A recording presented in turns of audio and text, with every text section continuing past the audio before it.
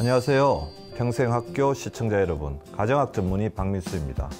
혈관은 면역력에 영향을 아주 크게 받습니다. 혈관은 각종 영양물질들을 나르면서 생기는 염증물질을 함께 나르는 통로이기도 하기 때문에 면역세포가 제 역할을 해줘야 나빠지지 않기 때문입니다. 면역력을 강하게 하는 것, 아주 단순하게 말씀드리면 청소를 잘해야 한다는 것입니다. 면역력의 청소를 잘해야 면역력의 재생능력과 회복력이 강해지고, 그래야 우리를 괴롭히는 각종 세균질환, 바이러스 질환, 나아가서는 생명에 치명적인 위험까지도 막아낼 수 있는 것입니다. 그렇다면 과연 우리 몸을 지키는 가장 중요한 방패이자 갑옷인 면역력의 첫 시작이 무엇인지 잘 판단해야 되겠죠. 근데 우리가 잘 봐야 합니다. 우리 몸속에 들어와 있는 놈들, 일단은 낯선 놈들이죠. 그리고 그 낯선 놈들 중에서 나쁜 놈을 가려내야 합니다. 그리고 이 나쁜 놈을 가려내서 공격을 해야 하는데요. 문제는 이 나쁜 놈들이 빨리 제거가 되지 않고 우리 몸속에 계속 남아있으면 우리 몸속에 계속 어지럽히면서 숨어서 다니게 되는데요. 저는 그것을 바로 오염된 상태라고 이야기하는데, 이런 오염된 상태가 오래 지속되면 어떻게 될까요? 그런 나쁜 놈들이 여기서 출몰을 하고 저기서 출몰을 하고, 여기서 어떻게 생각하시면 되냐 하면요, 불이 꺼지지 않는 잔불이 남아있는 산불이 산 곳곳에 남아있다고 한다면 우리 소방관들이 어떻게 되는지 바꿔서 생각해 보시면 되는데요. 계속 그것을 찾아다니면서 너무 고생하고 혹사당하고 쉬지를 못하는 그런 현상하고 똑같이 보면 되겠죠. 자, 이처럼 우리 몸에 있는 염증들이 계속해서 몸속에서 사라지지 않고 남아있게 되면 우리 몸속의 소방관이라고 하는 면역 기능은 굉장히 피곤해지고 초췌해지게 됩니다. 두 번째도 어지럽혀 있는데 좋은 놈, 나쁜 놈, 이상한 놈이 막 이렇게 섞여 있다 보면 나중에 어떤 상황이 오시는지 아세요? 우리 면역세포가 혼란 상태에 빠졌어. 쉬지도 못하는 상태이니까요. 아군인지 적군인지 나쁜 놈인지, 즉 자기 세포인지 제거해야 되는 나쁜 병원균인지 세균인지 바이러스인지를 제대로 이렇게 인식하고 걸러내지 못해서 자기 세포까지도 공격하게 되는 그런 상태에 빠지게 됩니다. 그것이 바로 자가면역 질환입니다.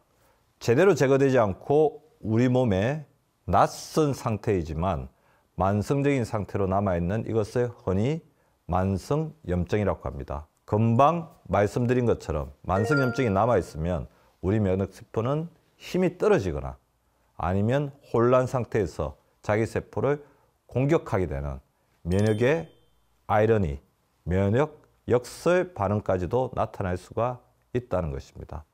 따라서 집안을 청소하는 것처럼 내 몸을 청소하는 것이 면역력이 혼란스럽지 않게 해, 면역력이 24시간 동안 고생하지 않게 지켜주는 첫 번째 길이라고 할 수 있습니다. 그러면 어디를 먼저 청소해야 될까요? 그렇죠. 바로 면역이 외부로부터 우리 몸을 지키는 것이니까 외부와 소통이 가장 많은 우리 몸의 신체기관, 바로 어디죠? 맞습니다. 바로 장부터 지켜야 하는 것입니다. 사람은 음식을 먹어야 영양소를 섭취해야만 살 수 있기 때문에 음식을 섭취하는 과정에서 수많은 외부의 물질이 따라오는 것은 불가피한 일입니다. 농약, 중금속, 음식물 찌꺼기 속에서 발생한 독소, 환경호르몬, 비료, 이런 오염된 물질들이 다 들어오면서 우리 몸속에서 위장관 속을 지나가면서 해치기 때문에 우리 장을 깨끗이 하는 것이야말로 우리 면역을 지키는 첫 번째 걸음이라고 할 수 있습니다. 그래서 장을 깨끗이 하려면 어떻게 해야 할까요? 첫 번째, 우리 몸속에 들어오는 외부 물질들을 빨리 제때 내보내는 것이 굉장히 필요하겠죠. 그래서 정상적인 배변 활동이 중요합니다. 두 번째, 우리 몸을 깨끗하게 하기 위해서 가장 먼저 청소하고 가장 중요하게 청소해야 되는 것이 장이라고 했다면 이것 못지않게 중요성을 가지고 있는 신체 기관이 있죠. 바로 우리 몸이 염증을 전달하는 통로가 될 수도 있고 염증을 막아내는 통로가 될 수도 있는 바로 혈관입니다. 혈관이 깨끗해야만 됩니다. 그러니까 혈관 안에 있는 혈액을 깨끗하게 유지해 주는 것이 어떻게 보면 면역력을 지키는 가장 중요한 원칙이라고 할 수 있습니다. 혈관을 어지럽히는 가장 대표적인 것이 기름, 바로 콜레스테롤입니다. 중성지방과 나쁜 콜레스테롤인 LDL 콜레스테롤이 필요 이상으로 높아지지 않도록 적절하게 운동을 하면서 또 이렇게 중성지방들을 만들어내는 음식들을 줄이는 것이 중요합니다.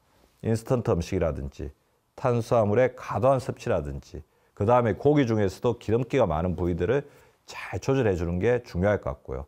그것을 밖으로 내보는 데 있어서 매우 중요한 역할을 하는 섬유질 섭취가 굉장히 필수적이고요. 면역력을 높이는 데 있어서 혈관이 이토록 중요한 역할을 하고 있다면 이런 혈관을 돕는 매우 중요한 조력자가 호르몬입니다. 호르몬은 우리 몸을 보이지 않는 곳에서 움직이게 하는 큰 손이죠. 호르몬은 그리스에서 온 말로 북돋우다, 흥분시키다는 의미를 가지고 있는데요. 호르몬은 우리 몸의 메신저입니다. 호르몬은 생체 유지에 반드시 필요한 체내 물질로 세포 조직의 성장, 심장박동 조절, 신장 기능, 위장 운동, 혈당, 체온, 삼투압 등의 항상성 유지, 그리고 우리 몸에서 일어나는 거의 모든 변화, 심지어는 감정과 기억 저장까지 좌우하게 됩니다. 호르몬은 신체 각 부위와 유기적으로 연락을 주고받으며 몸의 항상성을 유지하는데요. 말하자면 우리 몸의 전지전능한 조절자인 것입니다.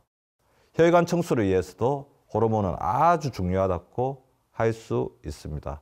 자, 여기서 우리가 주목해야 할 지점은 흔히 혈관 청소하면 음식으로 하는 것에 대해서 굉장히 많은 관심을 가지고 있는데 음식보다 더욱더 강력한 효과를 가진 것이 바로 호르몬인 것입니다. 그래서 고혈압을 낮추고 혈관의 염증을 줄이려면 두 가지 호르몬을 늘려야 하는데요. 그 두 가지 호르몬을 말씀을 드리겠습니다. 그런데 오늘 제가 말씀드리려고 하는 두 가지 호르몬은 사람마다 매우 차이가 많습니다. 개인차가 크다는 거죠. 어떤 사람은 다른 사람에 비해 절반도 안 되는 분들도 있습니다. 그분들에게 어떤 일이 일어나고 있는지 제가 강조를 안 드려도 충분히 이해하시리라 생각됩니다. 첫 번째, 혈관 염증을 줄이고 복구하는 호르몬은 멜라토닌 호르몬입니다. 멜라토닌은 혈관을 부드럽게 어루만지는 수리공 같은 존재라고 말씀드리고 싶습니다. 실제로 멜라토닌은 탁월한 항산화 기능을 가지고 있어 활성산소로부터 혈관을 보호하는 역할을 가지게 되는데요. 그렇다면 혈관을 보호하기 위해 멜라토닌의 분비를 촉진하는 방법은 어떤 것들이 있을까요? 첫째로 충분한 수면을 취하셔야 합니다. 멜라토닌은 잠이 들기 2시간 전부터 분비되기 시작하고 자정부터 새벽 2시까지 가장 많이 분비됩니다. 따라서 이 시간대에 충분한 수면을 취하는 것이 매우 중요합니다. 둘째, 잠을 자는 환경에서는 소음과 조명을 완전히 줄여주셔야 합니다. 스마트폰에서 나오는 빛이 멜라토닌 분비를 방해할 수 있으므로 침실에서는 스마트폰을 사용하지 않도록 주의합니다. 셋째로, 멜라토닌 분비를 높이기 위해 30분 정도 더 자는 것도 괜찮은 방법입니다. 잠에 잘 들기 위해서 호흡 운동, 수면 양발, 따뜻한 우유 한 잔, 족욕이나 반신욕 등의 방법을 활용할 수도 있습니다. 넷째도 바나나나 파인애플을 섭취하는 것도 도움이 됩니다. 이들에는 트립토판이라는 물질을 많이 함유하고 있어 세로토닌과 멜라토닌을 활성화시켜 신경을 안정시키고 수면에 도움을 주게 됩니다.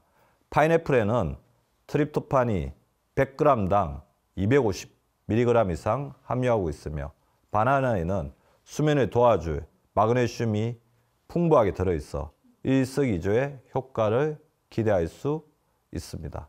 혈압을 낮추는 데 있어 가장 중요한 호르몬 중 하나입니다. 바로 혈압약을 줄이거나 고혈압을 낮추는 데 도움이 되는 호르몬은 바로 세로토닌입니다. 세로토닌은 우리의 행복감과 인지 능력을 좌우하는 매우 중요한 호르몬이죠. 실제로 우울증의 주요한 치료제는 세로토닌의 제흡수를 조절하는 약물입니다. 모든 우울증 환자들은 세로토닌을 증강시키는 약물에 대해 긍정적인 반응을 보인다고 알려져 있습니다. 따라서 세로토닌 부족은 우울증의 주요 원인이라고 할 수 있는데요. 이 시점에서 저는 세로토닌이 혈관과 심장을 부드럽게 감싸주는 보호자와 같은 역할이라고 말씀드리고 싶어요. 그렇다면 세로토닌의 분비를 높이기 위해서는 어떤 생활 습관을 가져야 할까요? 첫째, 세로토닌을 높이기 위해서는 규칙적으로 고품질의 단백질을 섭취해야 합니다. 세로토닌의 전구 물질은 트립토판인데요. 트립토판이 풍부한 음식을 규칙적으로 먹게 되면 양질의 세로토닌이 생성되게 됩니다. 단백질은 근육, 피부, 뼈, 머리카락 등의 신체 조직의 구성 성분으로 매우 중요한 역할을 합니다. 뿐만 아니라 효소, 호르몬, 항체 등을 생산하여 체내 물질 균형을 유지하는 역할도 하게 되죠. 단백질이 부족하면 근육 감소나 면역력 저하 같은 다양한 건강 문제가 발생할 수 있습니다.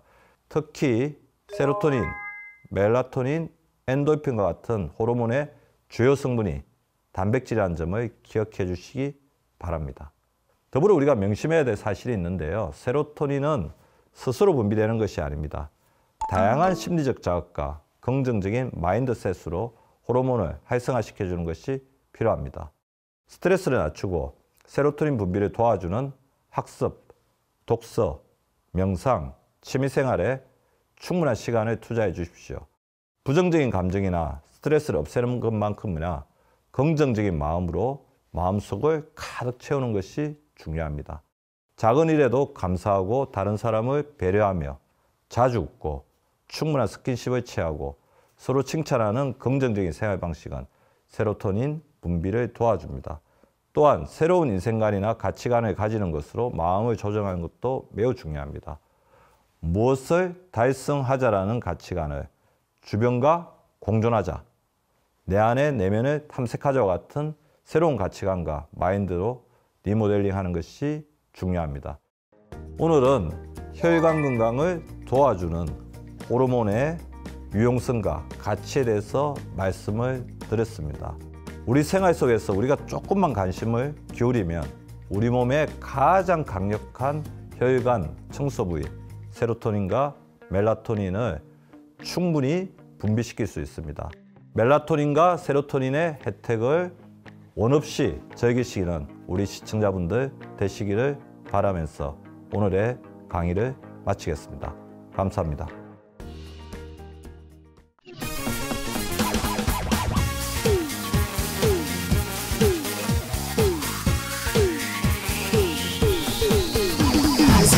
Go!